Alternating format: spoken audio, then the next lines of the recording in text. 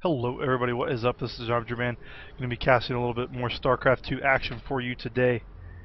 Coming to you from the GSL map Daybreak.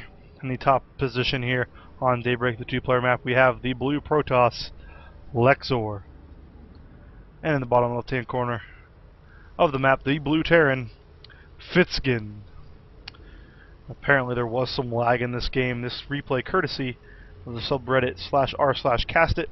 So awesome to those guys. I encourage you, if you've ever wanted to get a replay casted, or if you've ever wanted to try your hand at casting, please check out that subreddit and give it a download. I feel really bad for neglecting you guys today, actually. I told myself I was going to do one video every day, and it seemed like people really wanted that.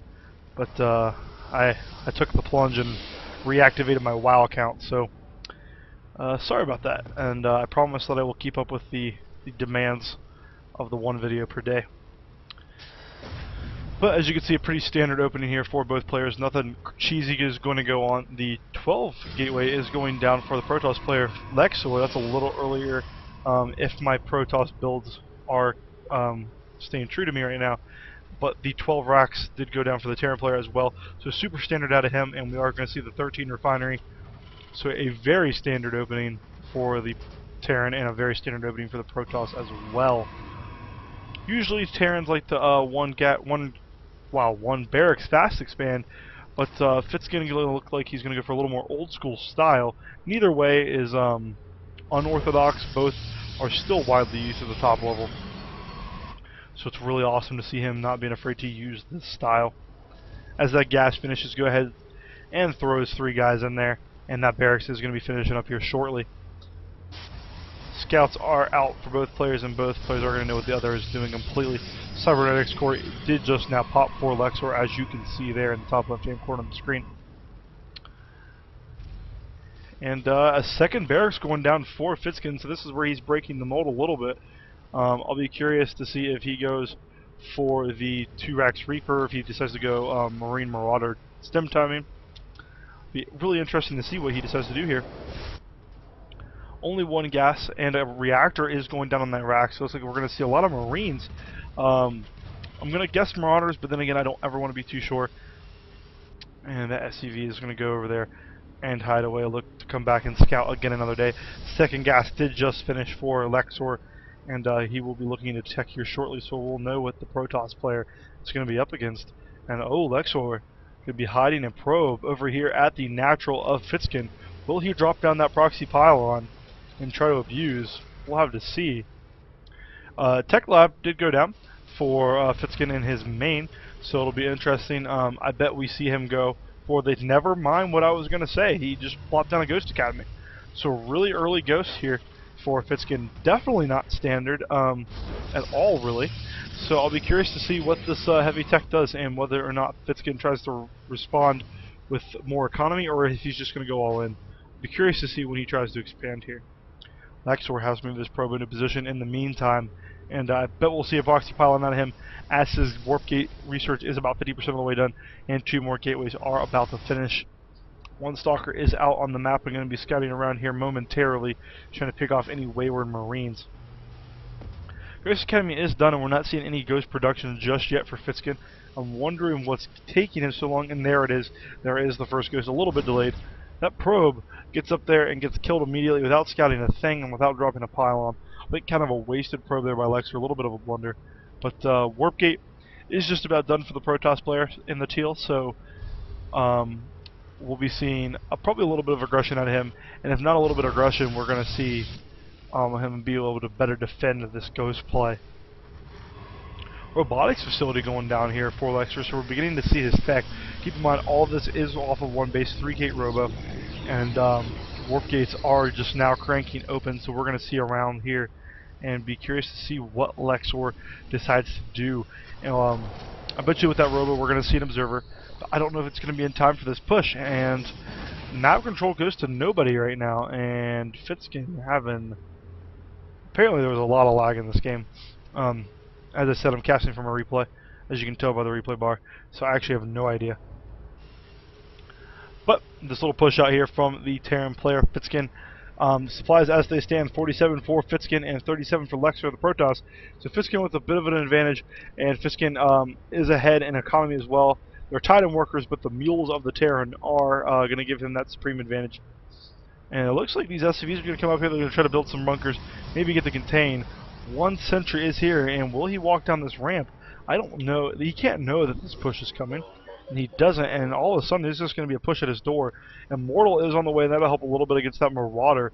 But the robotics bay is out, so a robotics facility, as it were. So this is going to be a one base all in from Lexor anyway. And the ramp going to Fitzgen, he's going to push right up the ramp. He's going to get that sentry. Is this fight going to be over this quickly? The Ghost's not getting into any of the action at all, and these Marines are going to get picked off. Kind of a blunder to go up that ramp, but the Marauder does get up, and he's going to do a lot of damage. Focus fire in the Marines, that's not what you want to be doing. This Marauder could actually just clean up this whole base. So Immortal does pop, however, and that Immortal will just destroy that Marauder. And it will destroy that Ghost as well, so that push was repealed. Not before the damage was done, but Fitzgen got completely cleaned up. All he has back here in the main is 8 Marines and a Marauder. Really, the units lost half. About even, but the Protoss did come out slightly behind. Both players are pretty much way behind economically from where they should be in this game. The command center from Fitzgen did just now finish, so Lexor way behind in this match. And I don't know if he's going to have any way to cover economically with that expansion just not going down. That is a lot of tech on one base. One base Colossus? That's not where you want to be at all. But 3 more racks are on the way in terms of the production for the Terran player. And Warp Prism speed. Such a good upgrade coming out here for the Protoss player Lexor. That's a very unorthodox upgrade, and I'm really excited to see him get it. I'll be really curious to see what he does with it. He's got 2 sentries and an Immortal in that Warp Prism, so I assume he's going to drop over here behind the mineral line right about here, and then warp in some Zealots to do some additional damage to the workers of Fitzgen. Fitzgen not lifting up this command center, probably because he's slightly worried. And here comes the drop, though. This is going to go widely undetected by the Terran player. He did just now scout it. He moves his army into position over here.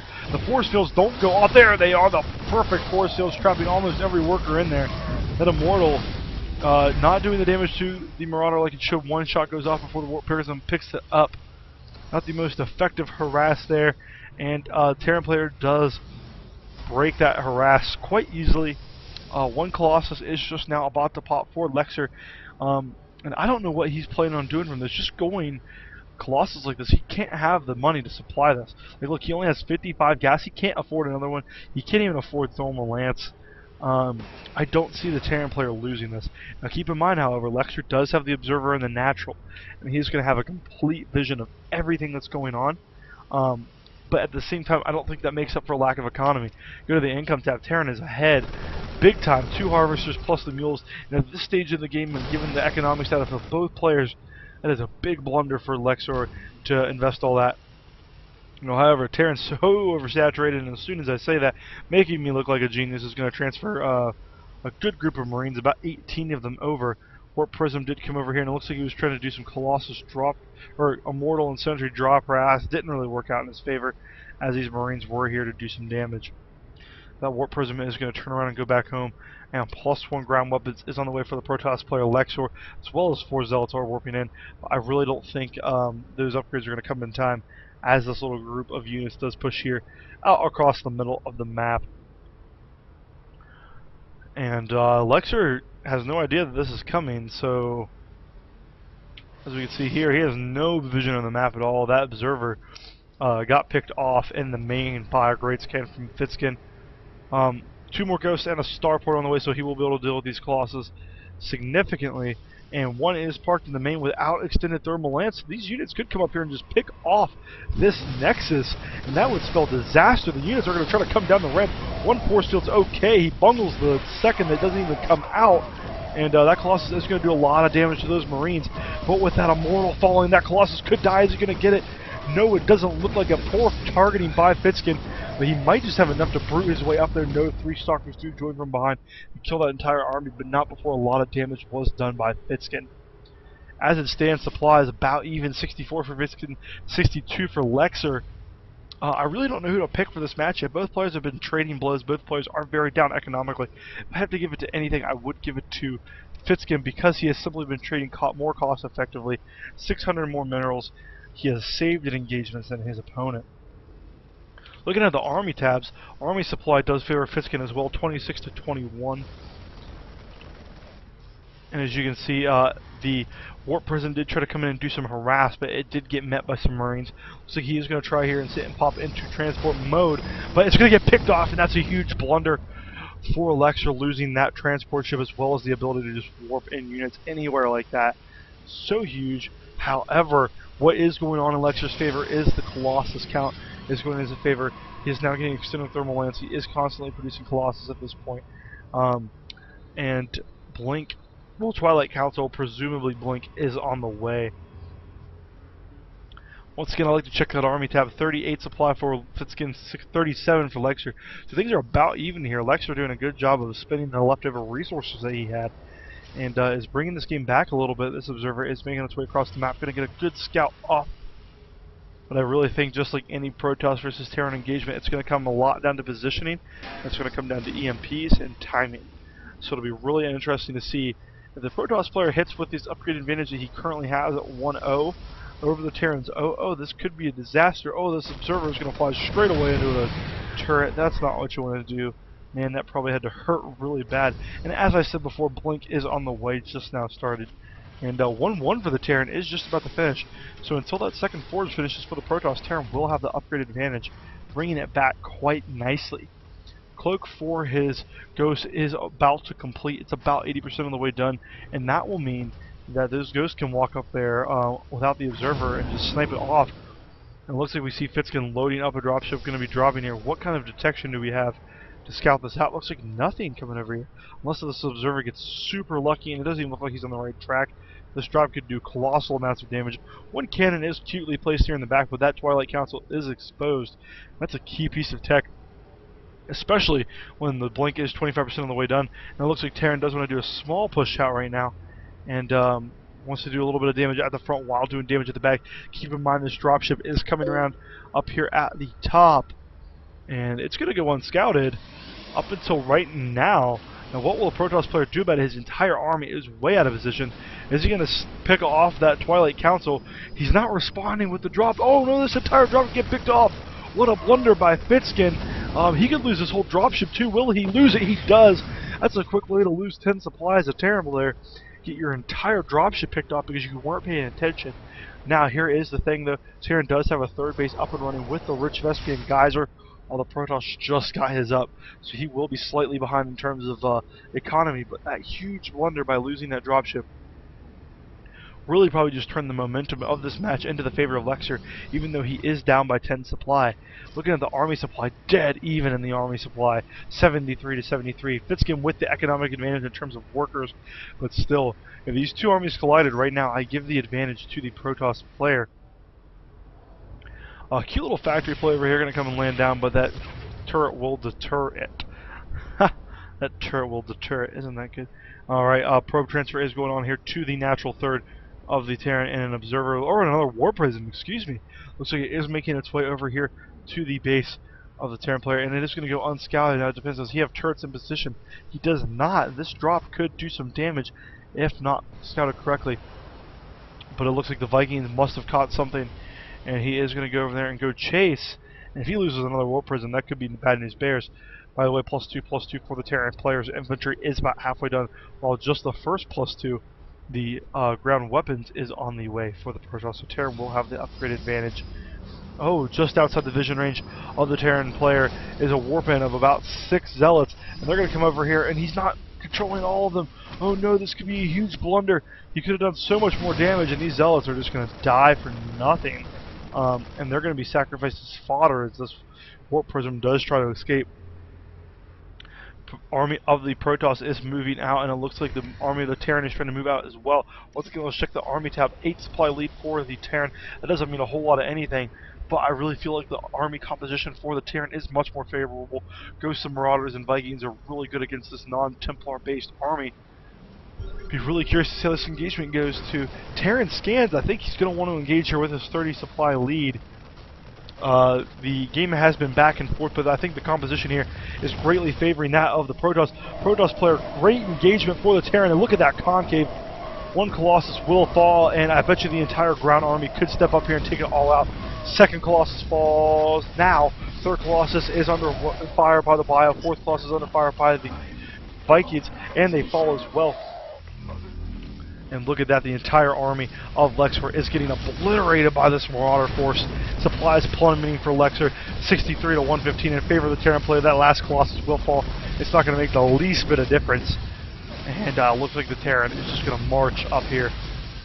And Lexor, worst micro, I would have to agree. That is going to be the end of this game. Probably it's a matter of seconds before we see a GG out of Lexor. And I don't know what he's doing. Big warping apparently occurred in the main of 7 Stalkers. And probes are coming out to defend, but really I honestly think it's too little too late. You might push off this attack for now, but you're not going to push off the game. Lexor going to try to blink micro his heart out, but there's no way 4 Stalkers in any part of the world can beat 4 Marauders and a Ghost. And that goes the entire army. 4 Stalkers are warping in, and again in the main. I don't think it matters. And a little push here from the Terran at the 3rd, and that'll take that base out. So even if this wasn't the only base, Terran ahead now by 100 supply, even more. And just a silly romping of the Terran player at this moment. Now that Nexus will fall, and Lexor GG's, a gentleman's GG if I do say so myself, stuck it into the very end. Great game from Lexor. Great game from fitzgen, and the superior army composition, way to stay up on economy, even despite some attempts to harass. Your drop didn't go too well, but that was an awesome recovery. Superior macro here. Yeah, so that was a very exciting game by fitzgen. Very interesting early Ghost play that I didn't know if it would work out. But the tech path for fitzgen, honestly, his tech was superior to that of Lexor. His upgrades were better. His tech path was better. Marine Marauder Viking against pure Stalker Colossus is just in favor of the Terran. You need to get those High Templars out to be able to combat a heavy Bio Terran army. But it has been a fascinating game. I hope you all enjoyed watching it. Tomorrow, I have a surprise for everybody. Liquid Jinro, the Gorilla Terran himself, will be making his way. I will be casting a game of his on the stream. I'm not going to tell you who. That's the surprise. But yeah, so I really encourage you guys to check that out tomorrow. Please tell your friends about my channel, youtube.com/imgerman040991. And tell your friends to subscribe. You should subscribe. If you like the video, thumbs it up. Throw something in the comment box. Tell me what's up. Oh, one more thing. If you have replays that you want casted, and you're like, I'd post them to /r/cast it, but they always get buried, it seems, or nobody ever seems to cast them. Email me at imgermansc2@gmail.com. If you email me replays there, tell me your league, the length of the replay, and the map, and I'll cast it. It'll be high priority over anything that goes on from /r/cast it. I will cast those games first. I promise. So yeah, do that for me. Thank you all very much for watching this video, and I hope you all have a fantastic evening.